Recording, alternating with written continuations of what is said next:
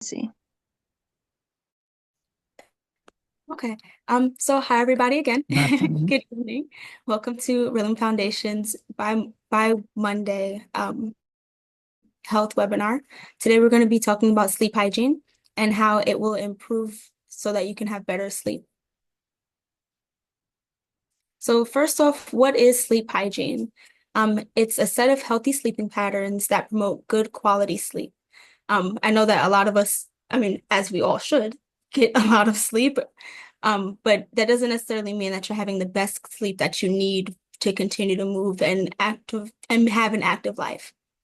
So sleep hygiene is important because poor sleep can affect both physical and mental well-being, which can cause a couple of different issues. So some common signs of poor sleep would be difficulty falling asleep, frequent waking up, daytime fatigue, and a lot of those issues can cause mood swings or impact an energy level, as well as problem-solving skills, and can also induce bad health. So we want to have good sleep. So there are two different types of sleep. There is the REM cycle sleep and there is non-REM sleep. Let me just slide this over.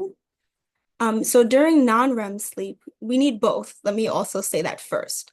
Non-REM sleep, the brain is not active. It is a deep sleep. The breathing slows down, the blood pressure and the body temperature drops.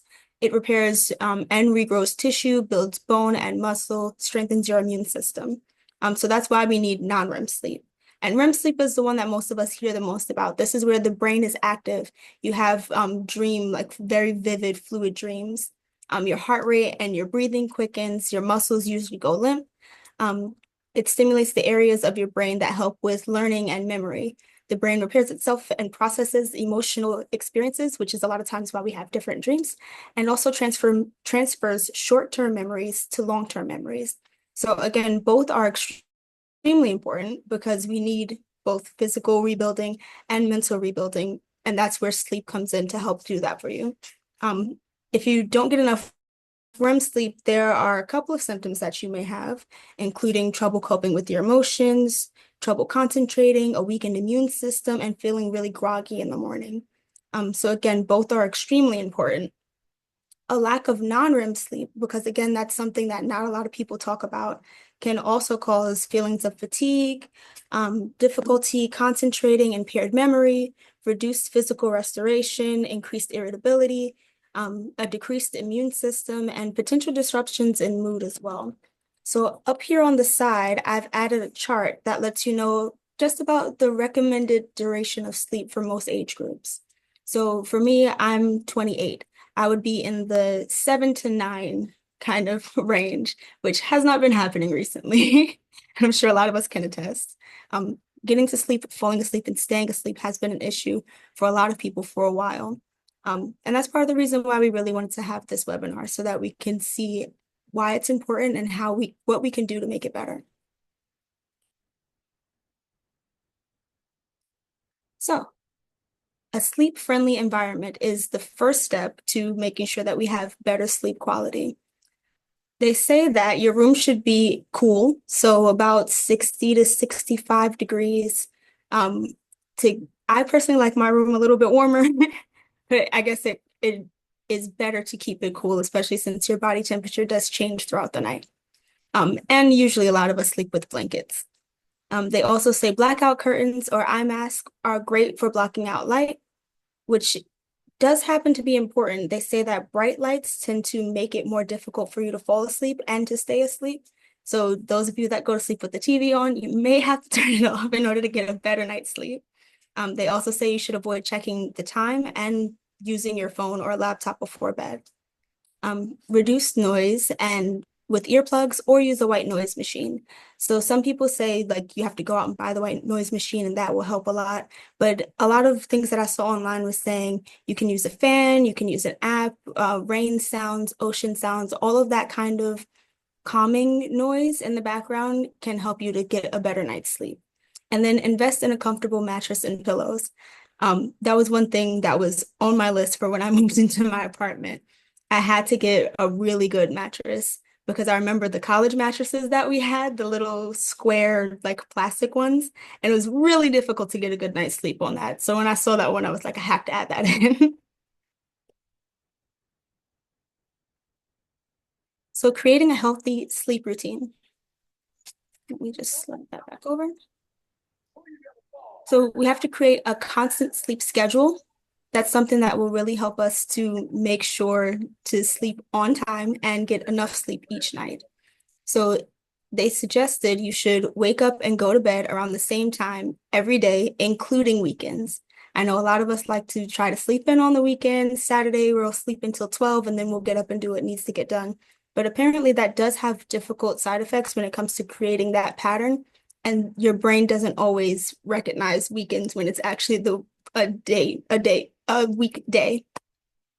They also say that you should avoid taking naps, and if you do take naps, then they should be no more than 20 to 30 minutes earlier in the day.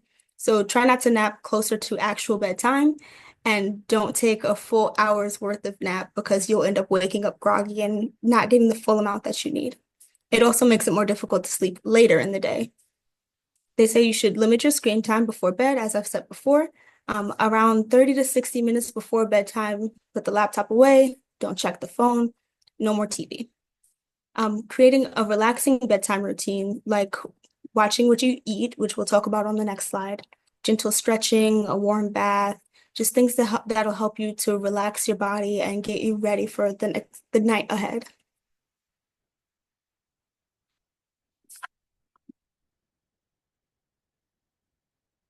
So here are some habits that do impact sleep. The three things that I wanted to highlight in this are diet, exercise, and mindfulness. Diet didn't really cross my mind until I started looking it up and doing some of the research. I personally don't drink coffee, but I do have tea, and a lot of times it's caffeinated. And normally you think, okay, like a cup of tea before bed should be fine. But if it does have caffeine in it, then 4 to 6 hours before bedtime, you should try to avoid it. Same when it goes to nicotine. It keeps you up, it gives you more jitters. You should also limit alcohol intake and heavy meals that are close to bedtime. You need to stay hydrated, but not too much liquid before bed, otherwise it'll cause you to wake up in the middle of the night. So foods to try to avoid would be spicy, sugary, or heavy meals before bed. All of those things could trigger very vivid dreams and not necessarily the best dreams. So do be careful with the food intake. Exercise. Spend some time outside in natural sunlight, especially in the morning. So most of us, we work in an environment where you have to sit down in front of a computer and you need to do what you have to do. But I didn't put together that being outside would also help with sleeping for later on. If you get that natural sunlight, it energizes you throughout the day so that by the time the end of the day comes and the sun goes down, your body is more in tune with what's actually happening outside. So it'll see that the sun is down, for lack of better words, and realize it's time to rest. Exercising regularly, but avoiding intense workouts too close to bedtime is also very important. So a stretch routine would be great in the morning, and then maybe a nice little stretch routine before bed. Even some light exercise, a bit of yoga, just some stretching would be fine as well. Um, Yeah, so it looks like there's some research that says that the tense and release of each muscle group from head to toe physically can relax your body. And that was something I did a bit of research on, progressive muscle relaxation.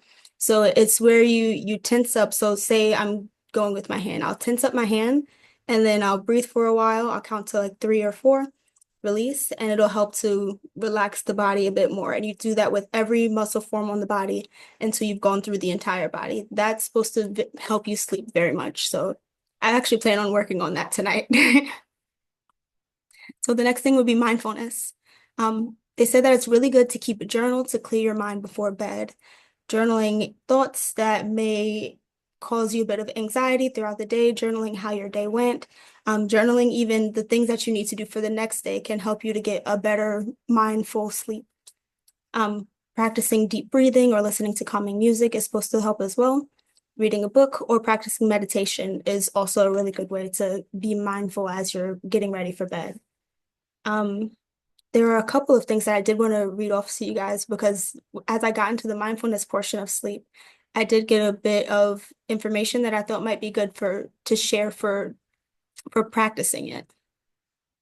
They say try the 4-7-8 breathing method, where you inhale for 4 seconds, hold for 7 seconds, and exhale slowly for 8 seconds. And this will calm your nervous system and drift you back to sleep in case you can't fall asleep. Doing a guided sleep meditation app, they said Calm or Headspace usually has like bedtime stories or quiet meditation things that can help you to go over it in your mind. And then they said practice relaxation techniques like guided imagery before bed that can help you get all the things that are on your subconscious mind out before you actually fall asleep. Something that I've actually been doing has been when it comes to meditation. I'm not sure if everyone here is a Christian, but I tend to read a scripture and I'll just repeat it back and forth until I fall asleep. And then in the morning, I realized one that I remember the scripture, which is cool, but also that it calmed me as I went to sleep. So those are some techniques that you can use and habits that to be aware of as you're moving forward. So there are a couple of different sleep disorders that do cause problems when it comes to even just doing some of the simple things. So I did want to discuss some of those. One being insomnia. That's a difficulty falling or staying asleep and a feeling of drowsiness constantly. Um, this one, you should seek help if it's lasts longer than 4 weeks or interferes with your daytime activities and ability to function. Restless leg syndrome, which is a strong urge to move your legs when you're resting. Feels like itching or pulling, crawling, or throbbing. So I didn't realize that that was a sleep disorder. So it is something to be aware of because sometimes you lay down and you may have had too much caffeine. So you're just like, oh, maybe I just need to do something to get my energy out. But it may also be something else. So just be aware of that as well. Um, if it doesn't improve with at-home therapies, or if it gets worse or it affects your ability to sleep, that's when you should reach out for help. And lastly, sleep apnea. That's a breathing disorder in which you stop breathing for about 10 seconds or more during sleep. So if you or your partner is disturbed by loud snoring, if you wake up gasping for breath or short of breath, if you have trouble staying awake during the day or you feel tired all the time, or even if you fall asleep while like driving, watching TV, watching movies, doing whatever, that may be something to look out for as well. That's as far as I saw online. So just to keep us all aware that there are sleep disorders, so sometimes it's not as simple as just be mindful about it, but you may want to seek medical help if it does become severe to that case. Okay, so I did want to give us kind of a plan. I didn't want to just give you information and let you go on your way, but let's figure it out together. So here's a small little sleep routine that may be able to help you if you're trying to fall asleep at night. Um, Before I start reading these off, I did want to talk about some of the like regular occurring sleep issues that we tend to have. So when I asked around and when I did a bit of research on my own, I realized that a lot of us have trouble waking up at odd hours and struggling to fall back asleep after we've woken up. And so I looked up, well, what could be the cause of that kind of thing? And this can be due to stress or inconsistent sleep schedule or even just diet and hydration. So as I said on some of the previous slides, these are things that you have to be aware of and be careful of so that you can get the best kind of sleep that you need. Another thing was having like strange dreams or nightmares. And nightmares can be triggered by stress, anxiety, or even just certain foods before bed. Again, didn't give diet enough credit when I first started researching this. And the last thing I wanted to just tap on was struggling with silent or racing thoughts. That was something that I struggled with a lot growing up, where if it was too quiet, I could not fall asleep because I was doing too much in my own head. So if silence makes it hard for you to sleep because your mind won't stop racing, gentle background noise can really help. And that's where I really started getting into like maybe the white noise machine might be helpful. For me personally, I just put on my CDs and that helps lull me to sleep because I wasn't thinking about what was happening the next day or what I needed to do or what happened today. I was listening to the words of the music, and that really helped to put me in the place where I could relax and go to sleep. So, our sleep routine plan: 1 hour before bed, no screen time, limit food intake. Light stretching or deep breathing can really be helpful so that you can get your heart rate where it needs to be so you can feel relaxed enough to just lull yourself to sleep. Listening to white noise or music is very helpful. Write down your thoughts or to-do list for the next day, whichever thing you feel would be most advantageous for you, or both. And then if you wake up at night, don't check the time because it tends to make you get in your head and you're like, oh, well, I only have this much time left. I might as well, or I have this much time left. Let me just sleep in a little bit longer. If you wake up, get up, stay in a dimly lit room, try to slow your breathing, try some visualization techniques, and maybe just start the before bed routine again. That could probably help to put you back into place. If you're awake for more than 20 minutes, get up, do a quiet activity, perhaps read a book, maybe go for a little stroll, come back and try again. So let's review. This is the part where I would like to interact with you guys. I haven't really heard any voices thus far, but I would love it if we could go through this together and answer some of these questions. All of these questions were answered in the previous slides. So if you need a little cheat sheet, feel free to raise your hand and we can run back to the last few slides. So, how many hours of sleep do adults need? Do I have any answers? At least 8 hours. At least 8 hours. That's a good one. Yes, correct. And then what foods or drinks should you avoid before going to bed? Anything with like caffeine, so like tea, coffee. Oh, sorry. Should I raise my hand? I'm so sorry. It's fine. All right, that's a good answer. And then we have, how long should a nap be? Less than 30 minutes. Less than 30 minutes. And then what are some mindfulness tactics to help fall asleep faster? There's a large list of this one, so Um, no lights, gentle noise, and deep breathing, no screen time, and I believe like an hour prior to bed, to do some deep breathing and relaxing. nice, perfect. Okay, so do you have more to answer? I could give one more. Stretching before bed, like light stretches. Perfect, yeah. So last question, what are the top three sleep disorders?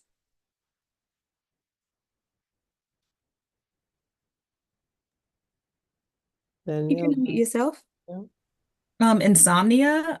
I don't remember the other two, so we could definitely go back. Is it Shaken too much leg, the now? shaken leg syndrome, Mm-hmm. and Restless leg then syndrome. sleep apnea. Sleep apnea. I see what you said in the chat, Grace. Does Yes. it exist? All right, good job, everybody. Thank you for participating. So, first off, thank you. But there are a few slides more that I want to show because again, this is Heirloom Foundation. We do more than just the webinars for health here. We also have a few other things that we wanted to tackle as well. So there are a few programs that we're having just to keep an eye out for. We have the MAC project, which is specifically for migrant families that have been in the US for less than 5 years. We help with mentorship, academic support, career development, health and finances, community integration, different things that you may need for being a first time in the States. And again, we're targeting youth, so we're really hoping to get students, or even if they are not in school at the time, between the ages of 15 and 24. So if you know anyone that is in need that could use some help, feel free to share the link or share this flyer. If you do need it, you can feel free to email me. I can put my email in the chat right after I'm done sharing. And then we would love to reach out and partner with anyone that could help with that. Another thing, Breloom is actually expanding. So we're doing a cleanup on March the 22nd from 10 a.m. to 2 p.m., where we'll be upstairs in our office, removing carpet, cleaning, disinfecting, painting, just really trying to get our office together. So if you would like to volunteer, you can feel free to reach out to us. Again, I can share the flyer. You can feel free to email me if you need more information. But we would love some volunteers to help with that as well. And lastly, I did want to bring up COVID because it is still out right now and it tends to be getting a lot worse. We are in a place in an area where a lot of people are affected by it and have been affected by it for a while. So some long COVID information, some updates. It is a very serious illness. It can be chronic if it's a continual issue. Please be vaccinated if you can. Wear a mask. Long COVID can take a while to get over. It could range from a couple of weeks to a few years. And it is something that we are working very hard to try and help people with. So if you need help, if you know anybody that needs help, feel free to reach out to us and we'll be more than happy to help with that as well. So with that being said, let me stop sharing. And I'll add my email into the chat. And if there are any questions, feel free to ask. I would just add for the COVID that the Department of Health is recommending that seniors over 65 and those who are immunocompromised get a second shot. So you should have gotten one in the fall, and now they're recommending that you get a second booster this time to carry you through the summer. Thank you Okay. for adding that, Dr. Can I say something? Oh, hold on, What's so gonna I happen? hear. Can I say